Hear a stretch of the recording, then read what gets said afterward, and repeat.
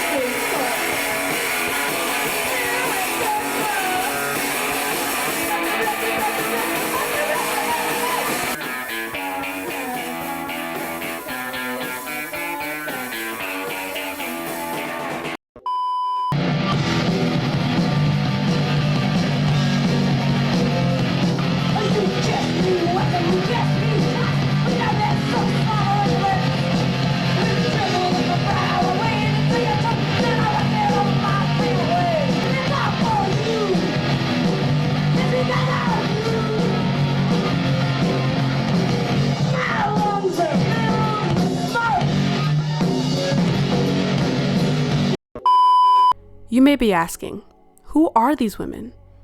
What are they singing? Why are they so loud? Well, let me introduce you to Riot Grrrl.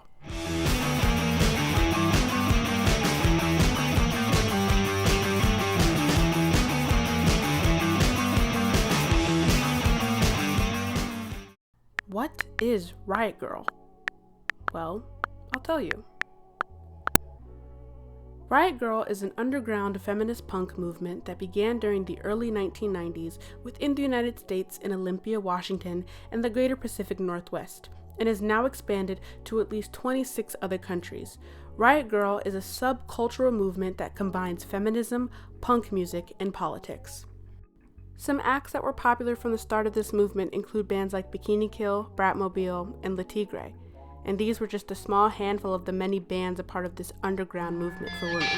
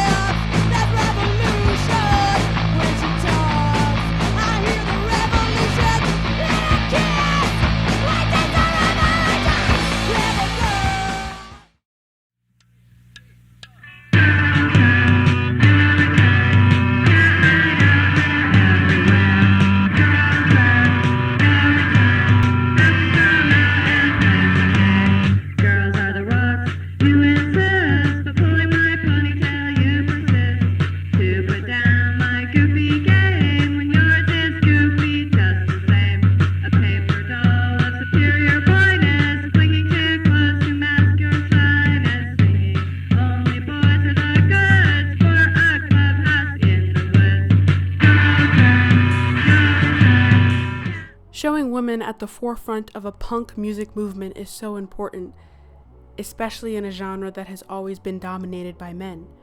But with that being said, why were all of the women we just saw white?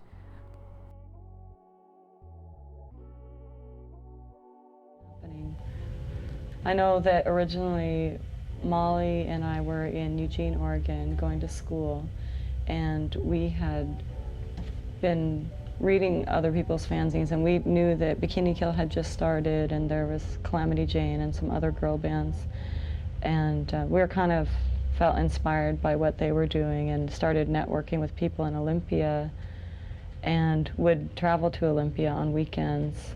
And we really just wanted to kind of start creating our own scene. We weren't really satisfied with what we were being handed as far as bands, the scene, whatever. Sometimes it's just about entertainment, and we were bored. So we decided to turn Girl Germs into a fanzine. We started just interviewing other bands such as Calamity Jane, Jawbox, the Fastbacks, eventually 7 Year Bitch. It was as simple as like someone going like, you should do a fanzine or you should start a band. The truth is that there were Black Riot Grrrls and Riot Grrrls of color, but as we've seen time and time again, they were not in the spotlight of this movement, and even as I was doing my own research, it took quite the amount of digging to find what I was looking for, and I still came up short in many ways. In the 2015 Vice article titled "Alternatives to Alternatives, the Black Girls Riot Ignored," author Gabby Bess expands on this issue a lot more. In this article, Bess interviews Ramdasha Bakim, a Black Riot Girl who is the creator of Gunk Zine. In this article, Bess writes, "Multiple essays in Gunk attempt to articulate the double burden of being a Black girl who has to deal with the white girls in the scene on top of being a girl who has to deal with the white boys who dominated the mosh pits at punk shows. Talking to Bakim, I felt her frustration at having to be the Black one, both in dealing with racism at the time and in retrospect. At one point during our conversation, she sighed and said, I just hesitate to talk about Riot Grrrl like this because I become a footnote all the time for reference. But Bakim and Gunk are more than an obligatory example of diversity in Riot Grrrl. In her zine, Bakim illustrates the intersection of race and gender in Riot Grrrl so perfectly, as only an angsty teen girl could.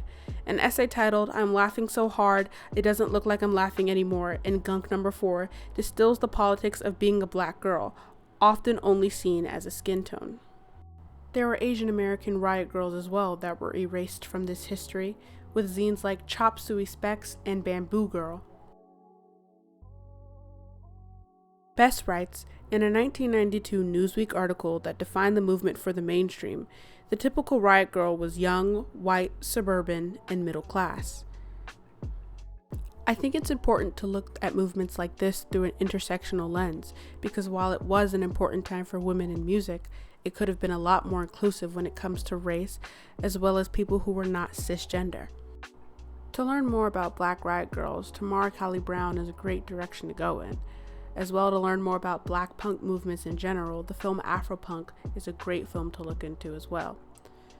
Bess writes in her article that the Black punk movement in the 90s existed in a bubble. And due to this, I believe that is part of the reason we were not able to see Black Riot Grrrls at the forefront. White cisgender women are not the only people with experiences worth being heard, and I often wonder what this movement would have looked like or how it would have flourished if it had had a more intersectional approach.